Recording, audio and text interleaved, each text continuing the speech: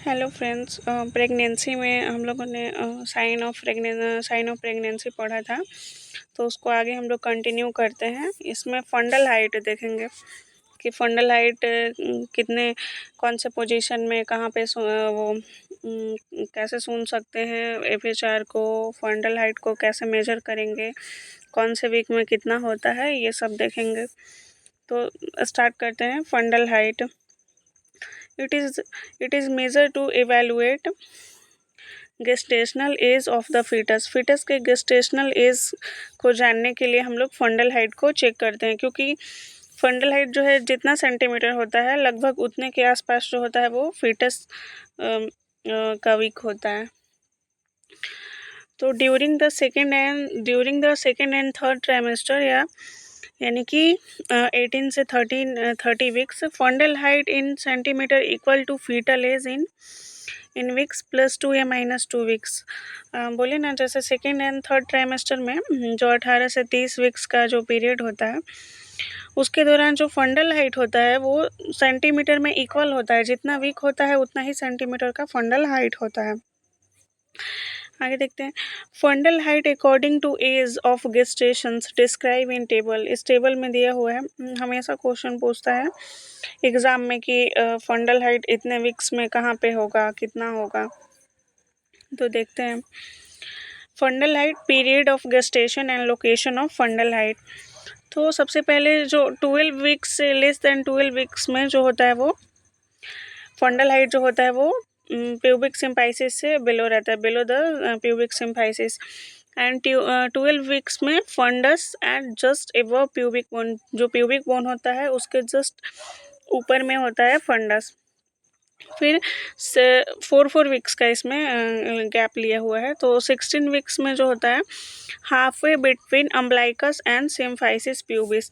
तो 12 वीक्स में जो होता है वो सिम्फाइसिस प्यूबिस पे रहता है, और जो 16 वीक्स में जो रहता है वो सिम्फाइसिस प्यूबिस और अम्ब्लाइकस के बीच में होता है। जैसे कि ये हो गया ना, तो ये हो गया अम्ब्लाइकस और ये हो गया हमारा सिम्फाइसिस प्यूबिस। तो 12 वीक्स में यहाँ पे रहता है, और 4 वीक्स का गैप लेते हैं तो 16 वीक्स में जो है वो अम्ब्लाइकस एंड सिम्फाइसिस प्यूबिस के बीच में रहता है। और उसके आगे 22 वीक्स में जो होता है वो at the level of umbilicus के लेवल पे होता है 20 से 22 वीक्स में। फिर उसके बाद 32 वीक्स में जो होता है वो half way between umbilicus and xiphoid process, जहाँ से स्टर्नम लास्ट होता है जेफोइड प्रोसेस, वहाँ से और अम्ब्लाइकस के बीच में जो होता है वो 32 वीक्स पे होता है। और 36 वीक्स में जो होता है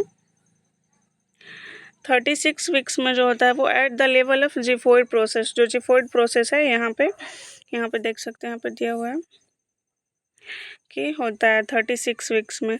फिर 36 वीक्स के बाद जो प्रेगनेंसी वाला पीरियड स्टार्ट होता है 37 to 40 वीक्स में।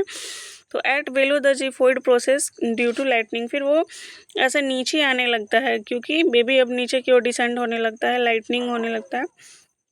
तो 36 वीक्स के बाद जो होता है वो जो फंडल हाइट है वो डिक्रीज होने लगता है, वो नीचे की ओर आने लगता है। इसमें दिया हुआ है, देखते हैं।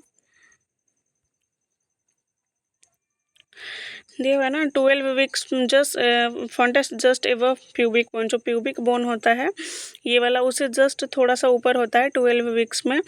फिर 14 to 16 वीक्स में यहाँ पे रहता है, 20 से 22 वीक्स में अम्ब्लाइकस के पास रहता है, और 36 वीक्स से लेकर के और 20 वीक्स के बीच में जितना भी वीक्स होता है वो सब अम्ब्लाइकस और जिफोइड प्रोसेस के बीच में रहता है। और 36 वीक्स में जो है वो जिफोइड प्रोसेस के पास देखने को मिलता है।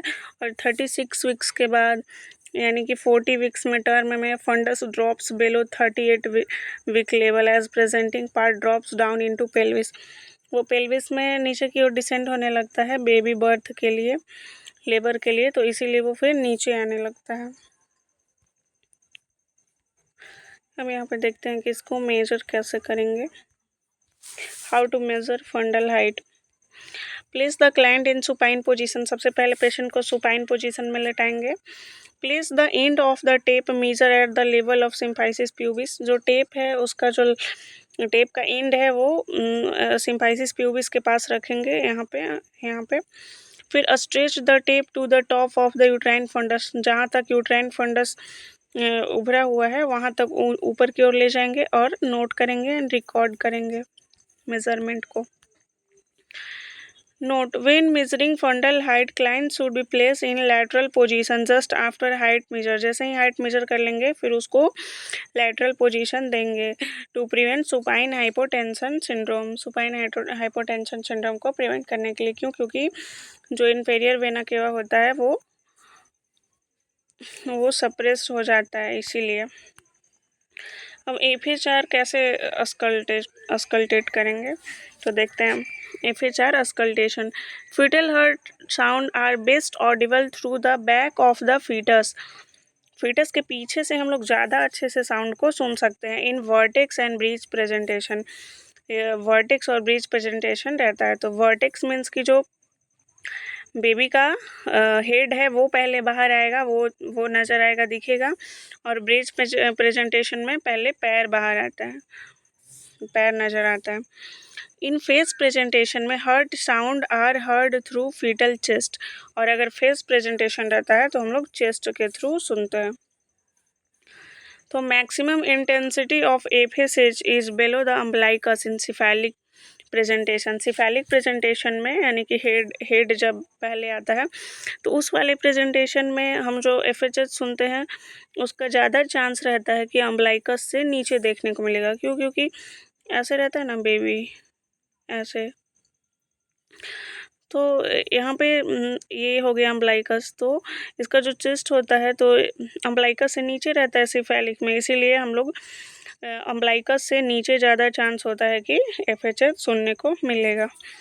And above around the umbilicus in breech presentation, लेकिन जब ऐसे रहता है बेबी तो इसमें ज़्यादातर चांस रहता है कि जो एफएचएच है वो अम्बलाइकस के आसपास सुनने को मिलेगा या फिर उससे थोड़ा सा ऊपर।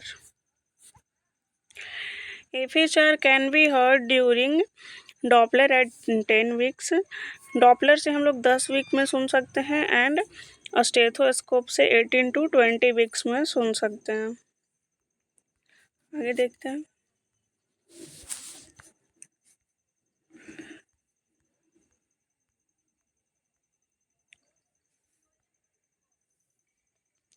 FHR maximum tone assessing location according to fetus position. Fetus position के अकॉर्डिंग में कहाँ पर मैक्सिमम FHR सुनने को मिलेगा, कहाँ से असेस कर सकते हैं। ये हमेशा क्वेश्चन पूछा हुआ है, जैसे यहाँ पे देख सकते हैं नॉर्सेट 5 में पूछा हुआ है। तो सबसे पहले देखते हैं breech presentation. Breech presentation means कि जब जो बेबी होता है उसका पैर प्रेजेंट होगा। ब्रीच में अधिकतर पैर या फिर बटक्स देखने को मिलता है। तो एवर भी अराउंड द अम्बलाइकस, जब ब्रीच प्रेजेंटेशन होगा तो उसमें FHR हम लोग को अम्बलाइकस के आसपास या उससे थोड़ा सा ऊपर सुनने को मिलेगा। यदि वर्टेक्स प्रेजेंटेशन रहता है तो अम्बलाइकस से नीचे या अम्बलाइकस के आसपास सुनने को मिलेगा। राइट ऑक्सीपिटो एंटेरियर पोजीशन रहता है, यानी कि राइट साइड में, और ऑक्सीपिटो एंटेरियर यानी कि नॉर्मल है, नॉर्मल पोजीशन है।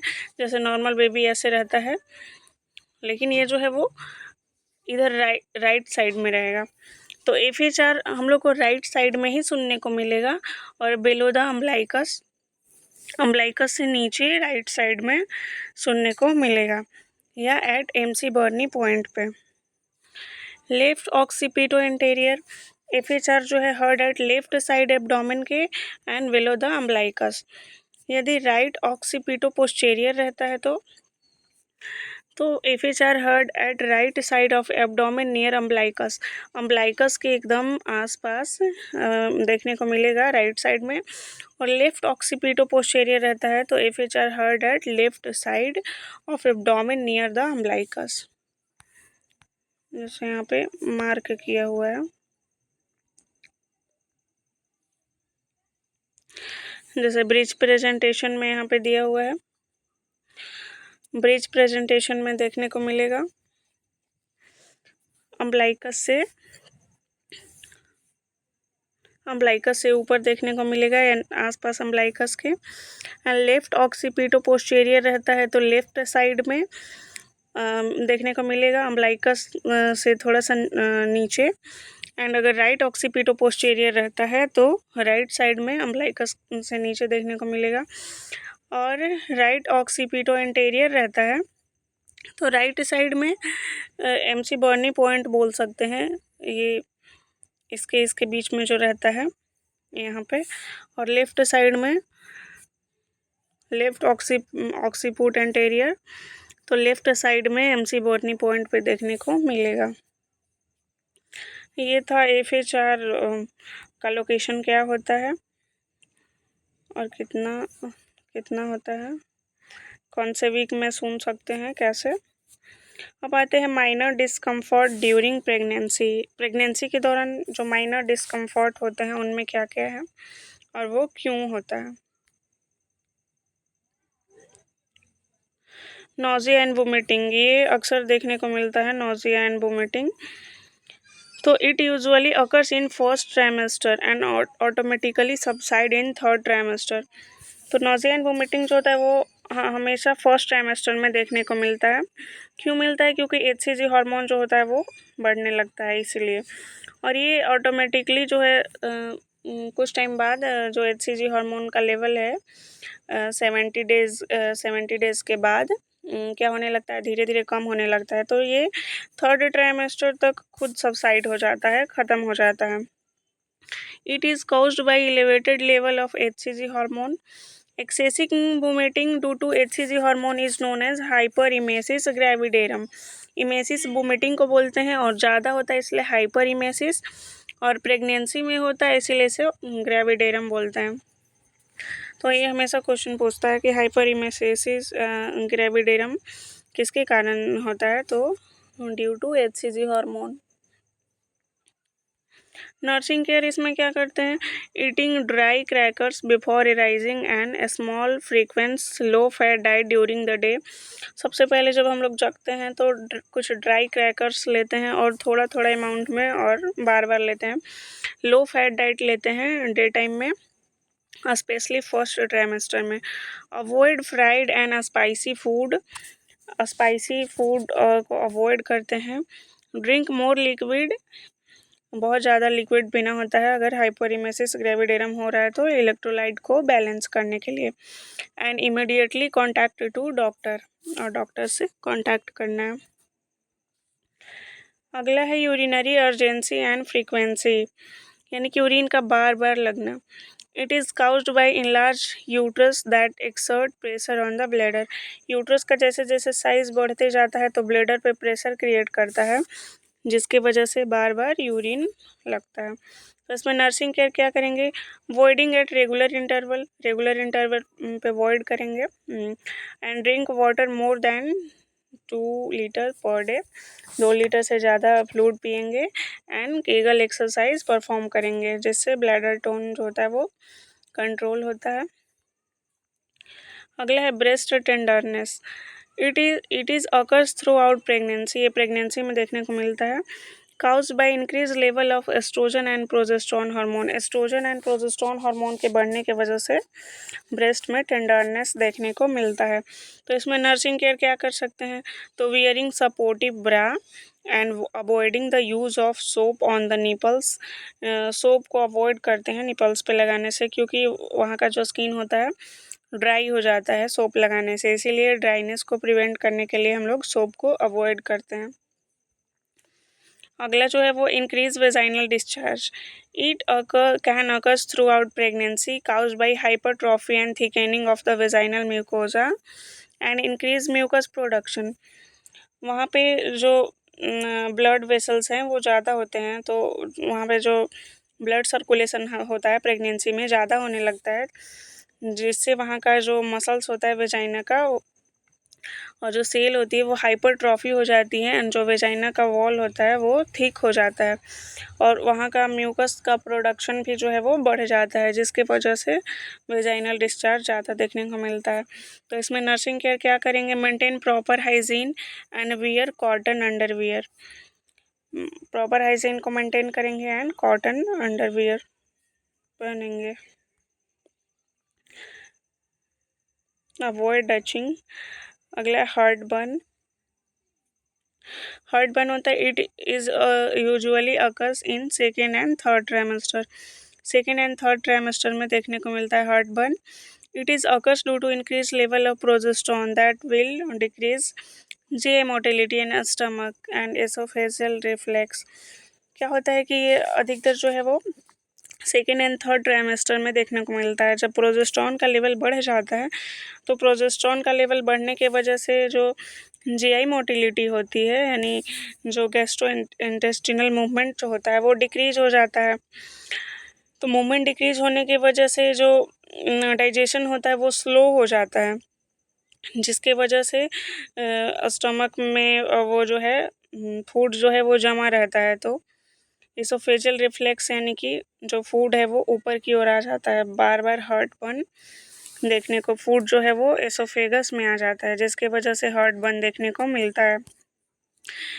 इसलिए होता है क्योंकि यूट्रस का साइज़ बढ़ता है जब, तो वो ऊपर की ओर प्रेशर देता है, तो इसीलिए हार्ट बर्न देखने को मिलता है। खाना जो है वो एसोफेगस में चला जाता है। तो नर्सिंग केयर क्या करेंगे? Eating small and frequent meals.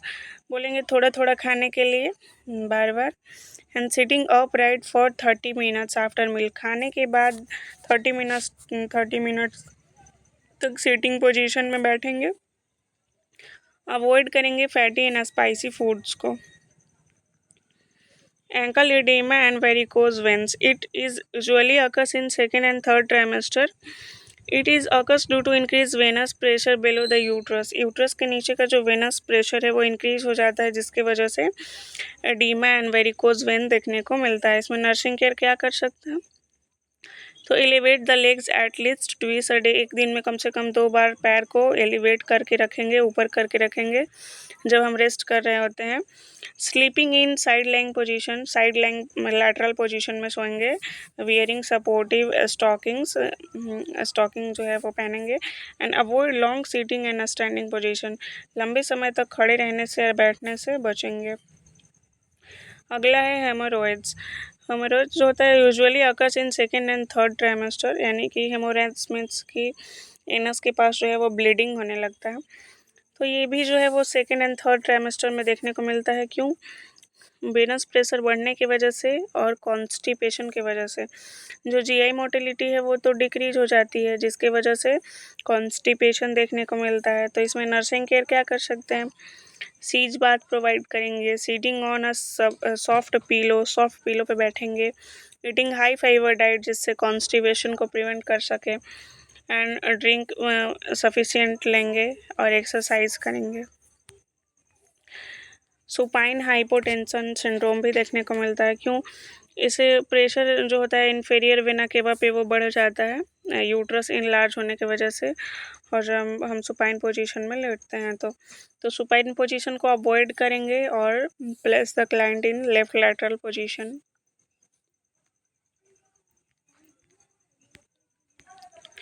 यहाँ पर दिया है also remember progesterone hormone decrease GI motility results constipation. जो है वो GI मोटिलिटी क्यों डिक्रीज हो जाता है? वो प्रोजेस्टेरोन हार्मोन्स के इंक्रीज होने के वजह से। Headache, syncope, backache, leg cramps and shortness of breath also occur due to progesterone hormone. और प्रोजेस्टेरोन हार्मोन से क्या क्या देखने को मिलता है? हेडेक देखने को मिलता है। सिनकोप मीन्स की चक्कर आना। बैकएक यानी कि पीठ में दर्द होना। लेग पैर में दर्द होना और सांस लेने में दिक्कत होना, ये सब प्रोजेस्टेरोन हार्मोन्स के बढ़ने की वजह से देखने को मिलता है। तो आज के वीडियो में बस इतना ही। Thank you.